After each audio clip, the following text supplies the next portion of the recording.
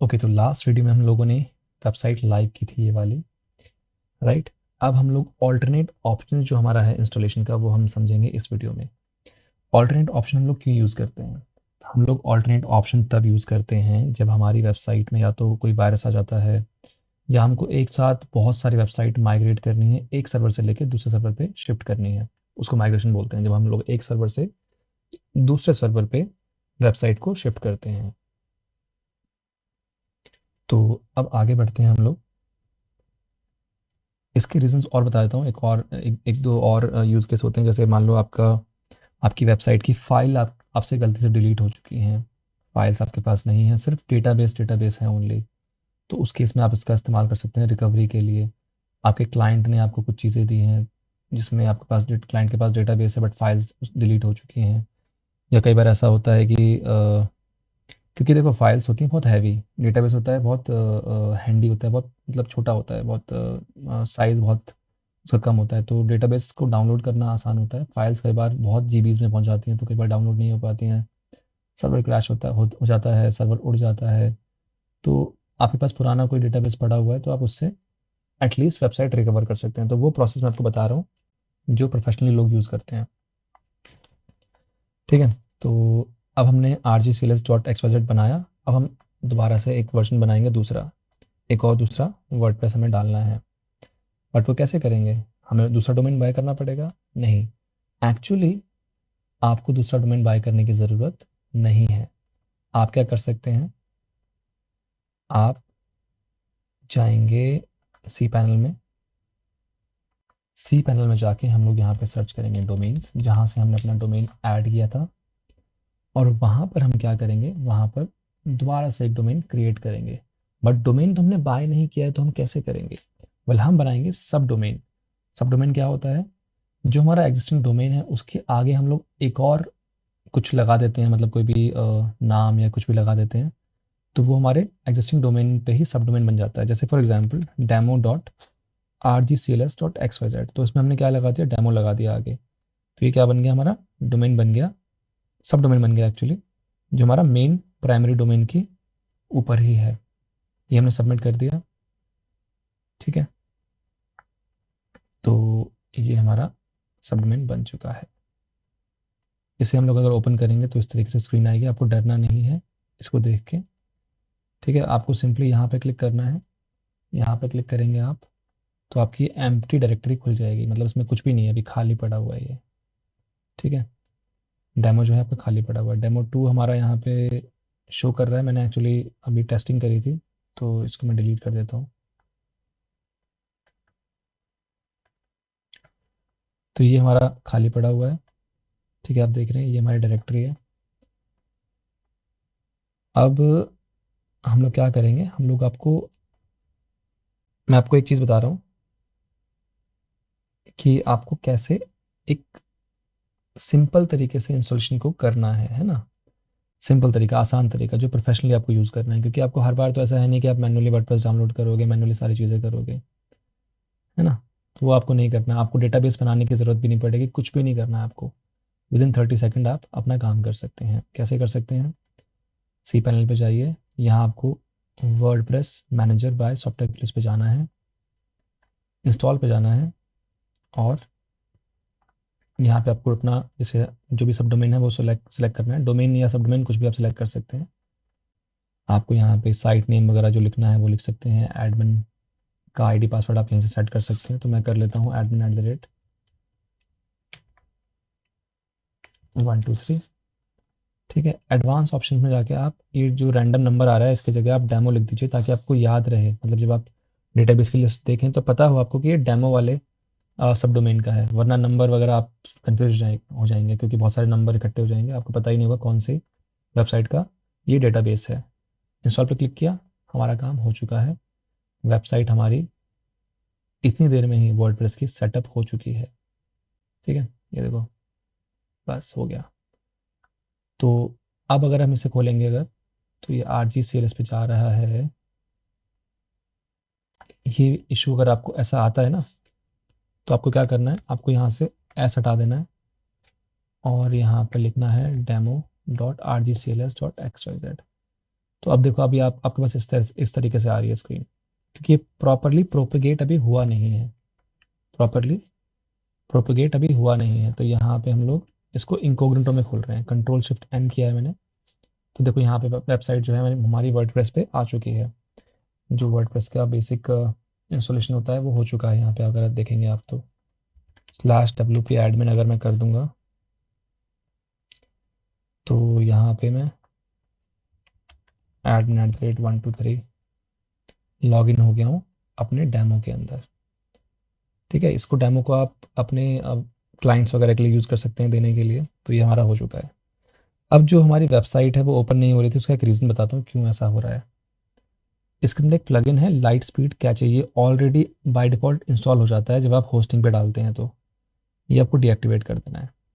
ये हमको नहीं चाहिए, क्योंकि इसकी वजह से ही आपकी साइट वहाँ पे शो नहीं कर रही थी। इसको आप डिलीट कर दो। ठीक है, डिलीट कर दिया। अब अगर आप देखेंगे यहाँ पे आके, अभी ऑलरेडी हमारे कैचे में एक्चुअली सेव हो चुका है, बट फिर भी ट्राई कर लेते हैं।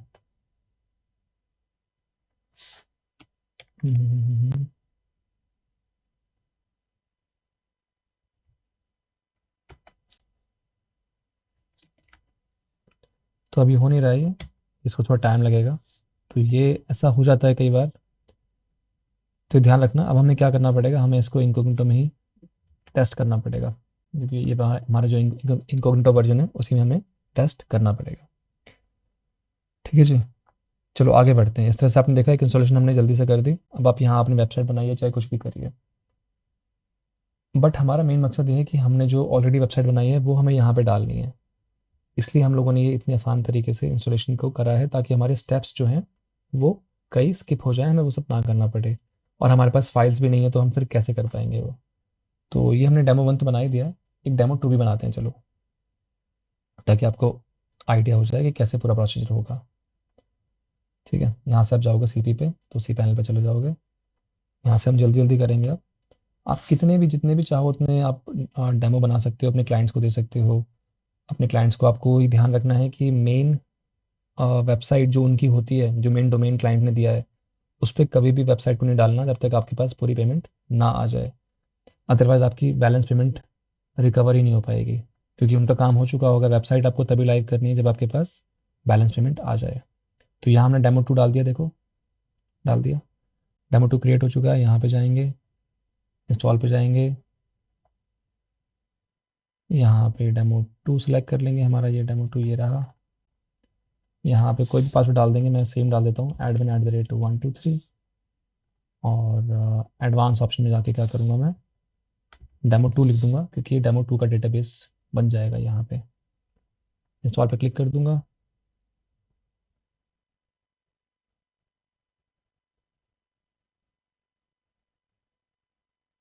और ये हमारी वेबसाइट डेमो 2 वाली रेडी हो चुकी है इतनी देर में।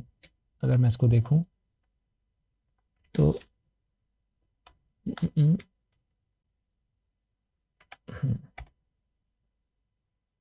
ये देखो, डेमो 2 पे भी हमारी वेबसाइट आ चुकी है। तो यहाँ हम लोग क्या करेंगे, यहाँ हम लोग अब क्या करेंगे, यहाँ हम लोग अपना वेबसाइट जो हमने बनाई थी ना लोकल होस्ट पे, वो हम लोग यहाँ पे लाएंगे, माइग्रेट करेंगे। कैसे करेंगे, तो उसके लिए आपको जाना पड़ेगा अपने फाइल मैनेजर के अंदर। ठीक है, फाइल मैनेजर हमारा कहाँ पर है, सी पैनल पर जाते हैं, फाइल मैनेजर ये रहा। फाइल मैनेजर में हमारा डेमो 2 देखो ये फोल्डर बन चुका है। यहाँ पे डेमो 2 में जाएंगे।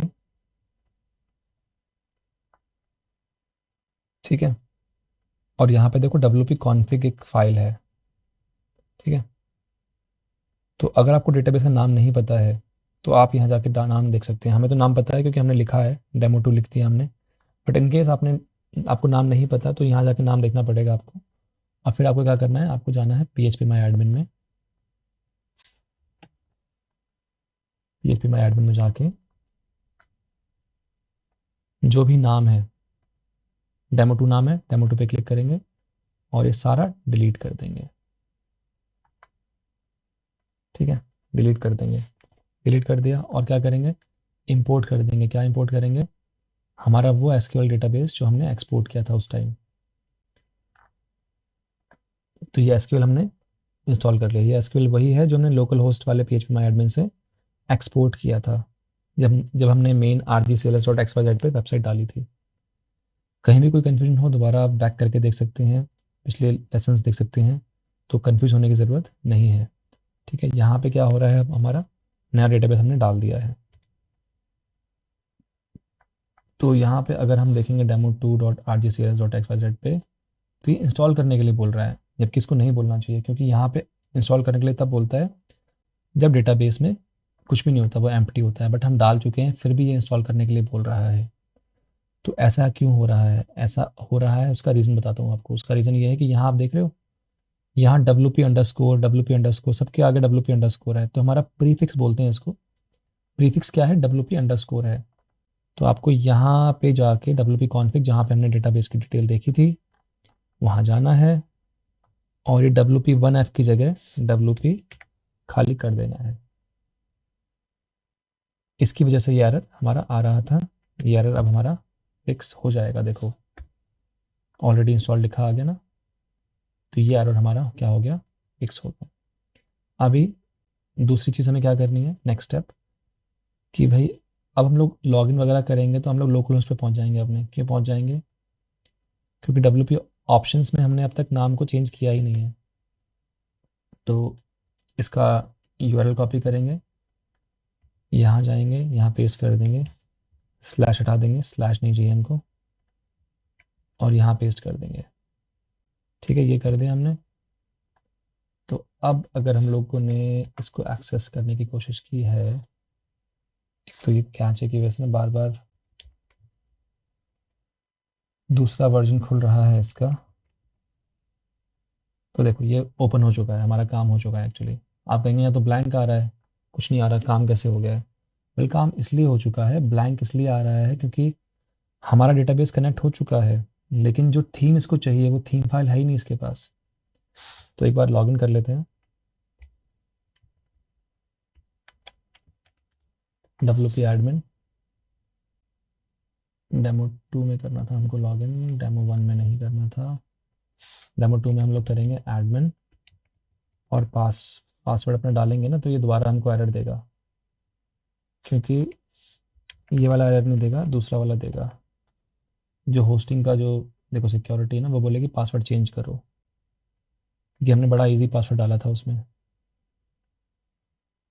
तो यहाँ डाल देते हैं हम लोग कुछ भी, rgcls@9090, ये डाल देते हैं, और इसमें MD5 जो इंक्रिप्शन है वो सिलेक्ट कर लेंगे और गो कर देंगे। तो जो नया वाला पासवर्ड है वो हम लोग डालेंगे अब यहाँ पर, ये वाला। लॉगिन कर दिया हमने, तो हमारा ये लॉगिन हो गया। अब यहाँ आपको बहुत ध्यान से देखना है। देखो ये ब्लैंक आ रहा है यहाँ पे, क्यों आ रहा है? क्योंकि थीम नहीं मिल रही थी। तो हम जाते हैं एक बार अपीयरेंस में, थीम्स पर। तो आप देख रहे हैं ये क्या हो गया, ये यहाँ पे आ रहा है एक, देखो यहाँ पे इमेज नहीं आ रही, कोई खाली आ रहा है, हेलो एलिमेंटर लिखा आ रहा है, बट ये इमेज नहीं आ रही है। 1 2 3 4 4 थीम है, 3 की इमेज दिख रही है, 1 की इमेज नहीं दिख रही है। यहाँ आने के बाद में आपको इस पर्टिकुलर पेज को अब रिफ्रेश नहीं करना है। क्यों? क्योंकि अगर आप अब रिफ्रेश करेंगे, जैसे मैंने रिफ्रेश कर दिया, तो ये देखो गायब हो जाएगा। आप 1 2 3 बचा है, तो आप ढूंढते रह जाओगे कौन सी थीम है। हमको तो पता है एलिमेंटर है, इसलिए हम लोग कर रहे हैं, कोई प्रॉब्लम नहीं है। बट आपको करना क्या है, आपको अपीयरेंस में जाके आपको न्यू टैब खोलना है, और वहाँ पर जाके आपको क्या करना है, वहाँ पर जाके हेलो एलिमेंटर थीम को इंस्टॉल कर देना है। तो हमको पता है हेलो एलिमेंटर हमने यूज़ किया है, तो कोई प्रॉब्लम नहीं है। मगर अगर पता नहीं होगा आपको, आप किसी और की वेबसाइट को देख रहे हैं, या आप भूल चुके हैं, टाइम हो गया आपको काम करे हुए, तो आपको फिर पूरा इंस्टॉलेशन दोबारा करना पड़ जाएगा। ठीक है, तो देखो यहाँ पे अभी वाइट आ रहा था, अब हमने थीम डाल दी, तो देखो यहाँ पे इस तरीके का कुछ आने लगा है, लेकिन बहुत अजीब सा आ रहा है। क्यों आ रहा है अजीब सा? क्योंकि प्लगइन्स नहीं है इसके अंदर अभी। तो ध्यान रखना, हम लोग ये इसलिए कर रहे हैं क्योंकि हम ये इमेजिन कर रहे हैं हमारे पास में फाइल्स नहीं है, हमारे पास फाइल्स हैं ही नहीं। तो उस केस में क्या करेंगे अब हम लोग अब जाएंगे, हमारा थीम वाला काम हो गया, प्लगइन्स में जाएंगे। तो प्लगइन्स में भी हमारे पास देख रहे हो लिस्ट आ रही है पूरी की पूरी प्लगइन्स की। अब ये प्लगइन्स क्या क्या है कि ये प्लगइन्स का भी सेम सिनेरियो है, आप इस पेज को रिफ्रेश नहीं कर सकते। तो राइट क्लिक करेंगे, open link in new tab करेंगे, दूसरे टैब में जाएंगे और यहाँ प्लगइन इंस्टॉल करना स्टार्ट कर देंगे। ऐड न्यू प्लगइन करेंगे। यहाँ पे एलिमेंटर तो हमें याद ही है, एलिमेंटर तो हमें करना है। ठीक है, यहाँ से लिस्ट देखना स्टार्ट कर देंगे। WP कॉन्टैक्ट फॉर्म 7 है, फिर एलिमेंटर है, एलिमेंट्स किट है, एसेंशियल एड ऑन है ना। यहाँ पे देखो Elementor happy happy happy Elementor add on है, प्रीमियम एड ऑन है और रॉयल एलिमेंटर है। तो ये सब हैं। तो ऊपर से स्टार्ट करते हैं। कॉन्टैक्ट फॉर्म 7 को छोड़ देते हैं अभी, क्योंकि एलिमेंटर हम सर्च कर चुके हैं। तो एक तो एलिमेंटर इंस्टॉल कर लेते हैं सेकंड नंबर पर जो है, फिर एलिमेंट्स किट हम जो है वो इंस्टॉल कर लेते हैं। एलिमेंट्स किट हमारा कहाँ है, ये है, वो इंस्टॉल कर लिया हमने। अगला क्या है, essential add on for Elementor. ये देखो essential add on for Elementor, तो ये essential add ons for Elementor install कर लेते हैं। हैप्पी एलिमेंटर है, ये इंस्टॉल कर लेते हैं। प्रीमियम एलिमेंटर है, ये भी इंस्टॉल कर लेते हैं। तो ये हमारा प्रीमियम एलिमेंटर हो गया और ये हमारा हैप्पी एलिमेंटर हो गया। इसके बाद हमारा क्या है, रॉयल एलिमेंटर। तो रॉयल एलिमेंटर भी इंस्टॉल कर लेते हैं। कहाँ पर है, ये रहा। तो ये सब अभी इंस्टॉल हो रहे हैं, देखो इंस्टॉलेशन इसका चल रहा है। बाकी इसके बाद है एसवीजी सपोर्ट। तो ये मैं इंस्टॉल नहीं कर रहा हूँ क्योंकि एसवीजी सपोर्ट का कोई ज़्यादा काम नहीं है।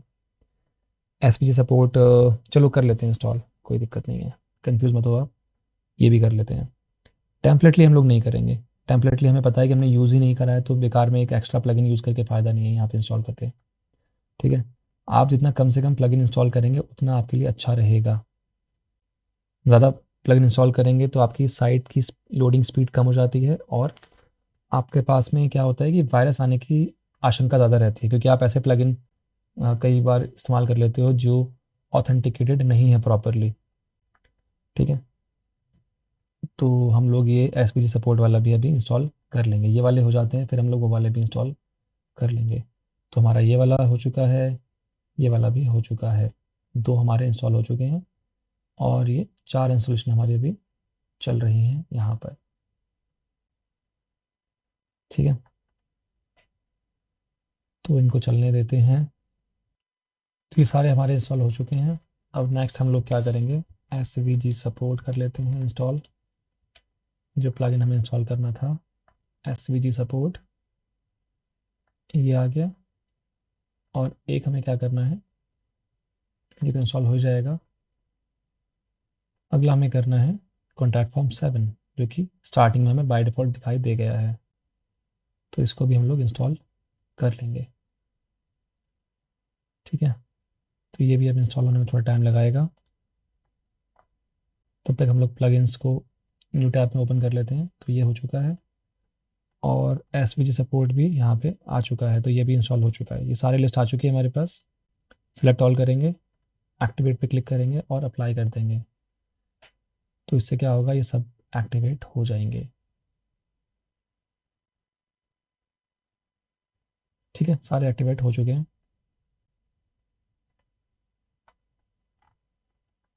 ठीक है, लाइट स्पीड कैचे जो है ये डीएक्टिवेट कर देता हूँ मैं, क्योंकि इसकी वजह से इश्यूज आ जाते हैं कई बार। इसको डिलीट ही कर देते हैं।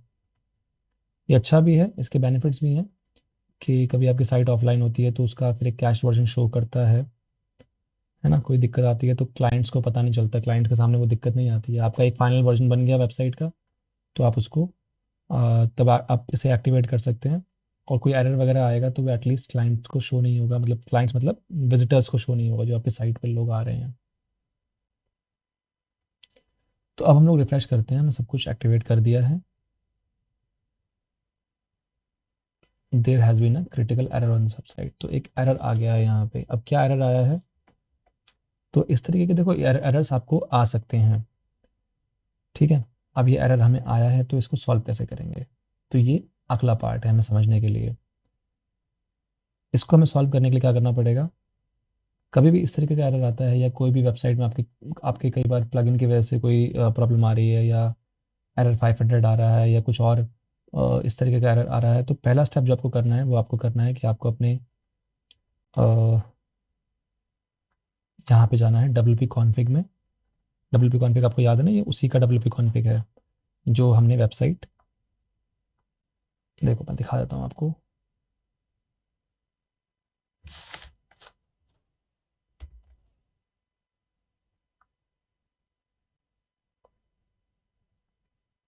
ये देखो डेमो 2 के अंदर गए और यहाँ पर ये हमारा WP कॉन्फ़िग है। तो यही वाला WP कॉन्फ़िग वहाँ पे खुला हुआ है। तो मैं दोबारा मैंने इसको खोल दिया है ताकि आपको कन्फ्यूजन ना हो, है ना। ये देखो, तो यहाँ पे हम जाएंगे और यहाँ पे हम सर्च करेंगे WP डीबग। WP डीबग के आगे लिखा है फॉल्स, इसको हम लोग क्या कर देंगे, ट्रू, TRUE, ट्रू कर देंगे इसको। ठीक है, ये देखो,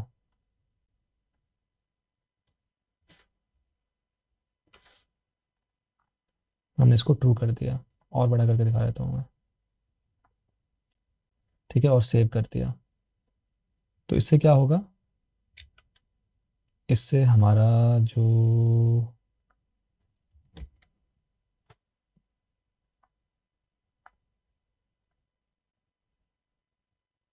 ये रहा,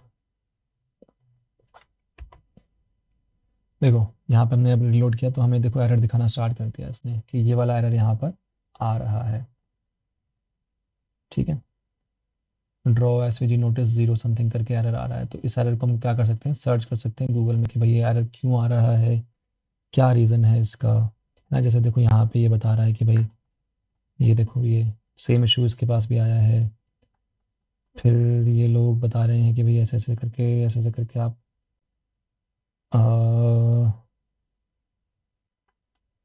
doesn't even happen like me if you play tell me how to fix. तो इसका भी फिक्स नहीं हो पाया है। तो इस तरीके से आपको सॉल्यूशन मिल जाते हैं।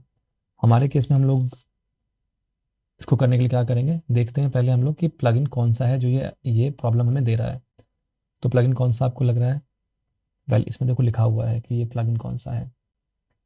देखो ये दिखा रहा है ना यहाँ पे function.php, तो ये प्लगइन तो है नहीं। यहाँ पे देखो दिखाया है इसने प्लगइन्स के अंदर एलिमेंटर के अंदर इशू आ रहा है। ये देखो यहाँ पे भी एलिमेंटर का इसने जिक्र किया है। तो हम प्लगइन्स में जाएंगे और एलिमेंटर जो हमारा प्लगइन है उसको कर देंगे डीएक्टिवेट कर दिया। और अब हम लोग देखेंगे हमारी साइट लोड हो रही है। ठीक है, बट ऑब्वियसली एलिमेंटर नहीं है तो अजीब सी हो रही है, बट लोड एक्चुअली हो रही है साइट। तो हम लोग क्या करेंगे, एलिमेंटर को ये वाला प्लगइन हटा देते हैं। ये हमारे सारे प्लगइन हम इंस्टॉल कर चुके हैं तो इसको लिस्ट की ज़रूरत हमें नहीं है अब, है ना। फिर इसको एक्टिवेट करेंगे तो फिर एरर आ रहा है। तो मतलब दिक्कत हमें एलिमेंटर में है हमारे। तो एक बार सारे प्लगइन्स को डीएक्टिवेट कर देते हैं। कोई ना कोई प्लगइन ऐसा है जो एलिमेंटर के साथ में क्या कर रहा है, उसके साथ में कोड उसका जो है ना, कोड कहीं ना कहीं कुछ दिक्कत दे रहा है। ठीक है, एडजस्ट नहीं हो पा रहा है कोड।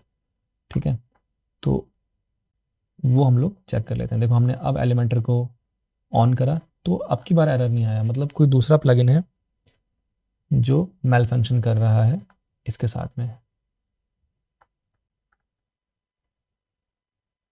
ठीक है, दूसरा प्लगइन हम एक्टिवेट करते हैं। अब एक करके प्लगइन एक्टिवेट करेंगे, एरर नहीं आया। ये वाला करेंगे, एरर नहीं आया। ठीक है, अब हम लोग अगला करते हैं, एलिमेंट्स किट कर देते हैं, एरर हमारे पास नहीं आया। एसेंशियल ऐड ऑन करते हैं तो एरर हमारे पास नहीं आया। हैप्पी एलिमेंटर ऐड ऑन कर देंगे तो एरर हमारे पास में नहीं आया। ठीक है, हेलो डॉली कर देंगे। हेलो डॉली वैसे कुछ ज़रूरी नहीं है, हेलो डॉली कुछ नहीं होता। देखो यहाँ पे कई बार ना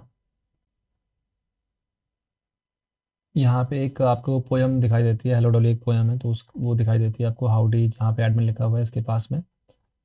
तो ये उसके लिए होता है, तो इसको डीएक्टिवेट कर देते हैं, इसकी ज़रूरत नहीं है।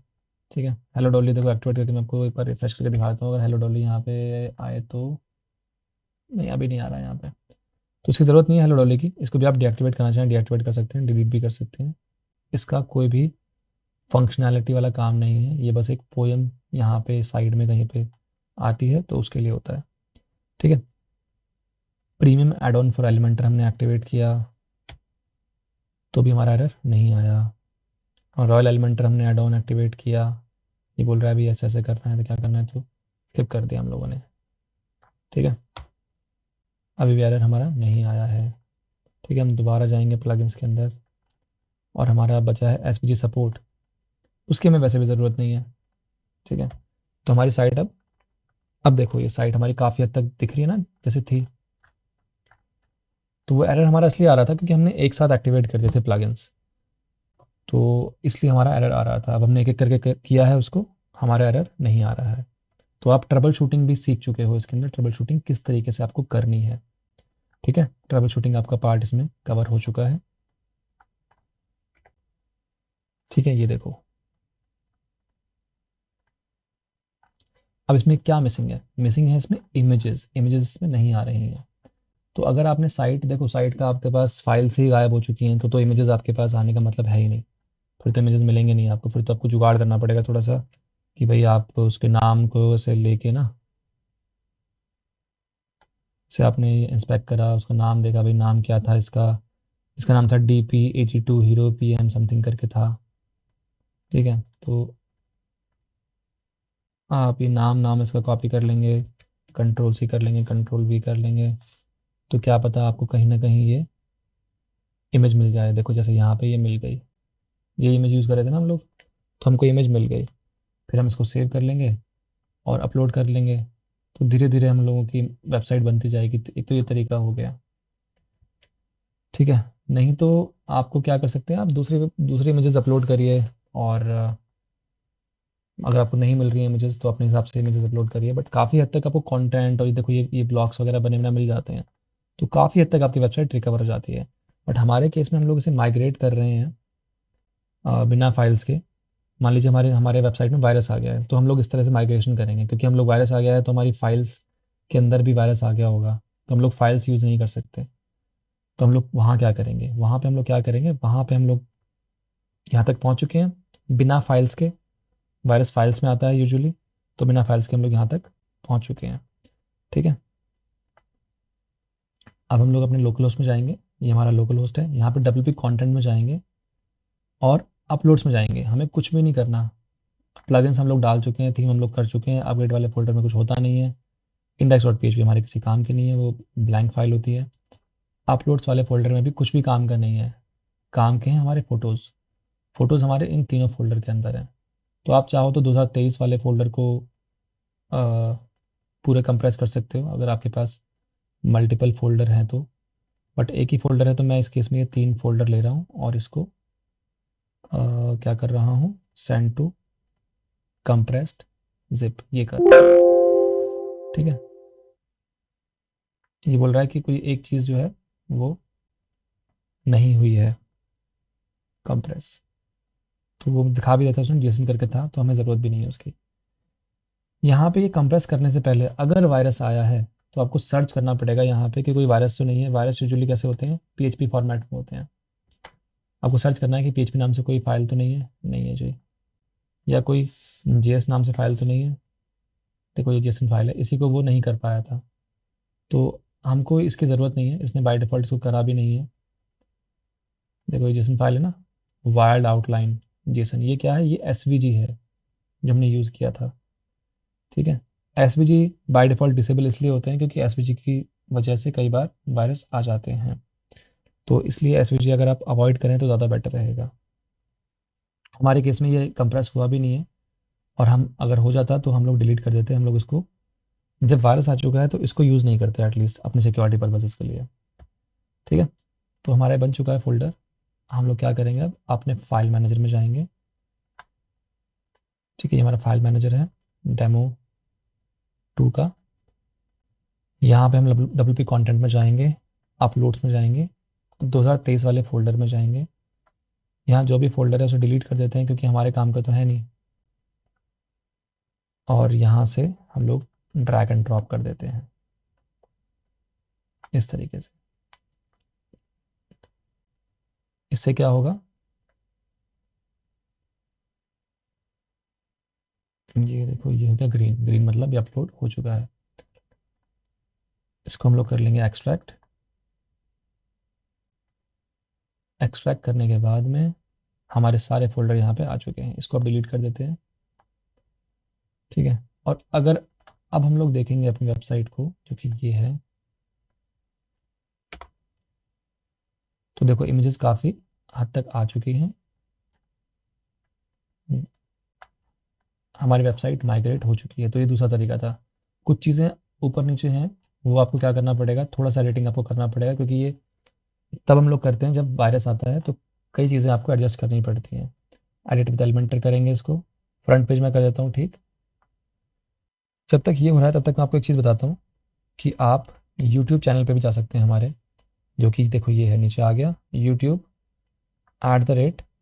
@रवि गौतम ऑफिशियल। और यहाँ जाके आप इस चैनल को सब्सक्राइब कर सकते हैं। किस चीज़ के लिए आप सब्सक्राइब कर सकते हैं? अपडेट्स के लिए। बहुत सारी देखो ट्रबल शूटिंग की वीडियोस है, या फिर आपके करियर से रिलेटेड है, इन्फॉर्मेटिव वीडियोस बहुत सारी आपको यहाँ पे मिल जाएंगी। तो आप वो सब्सक्राइब ज़रूर कर लीजिए, क्योंकि जो भी लेटेस्ट कुछ भी वर्डप्रेस से रिलेटेड या कोडिंग से रिलेटेड चीज़ें होती हैं जो आउट ऑफ कोर्स हैं, वो वहाँ पे भी डाली जाती हैं। तो वो आप सब्सक्राइब कर सकते हैं। वो आप सब्सक्राइब कर लीजिएगा, मतलब आपको करना है तो आप कर सकते हैं, वरना मैं तो यही कहूँगा आप कर लीजिए, क्योंकि वहाँ आपको बहुत इन्फॉर्मेशनल चीज़ें मिलेंगी। ठीक है। तो ये हमारा एलिमेंटर आ चुका है।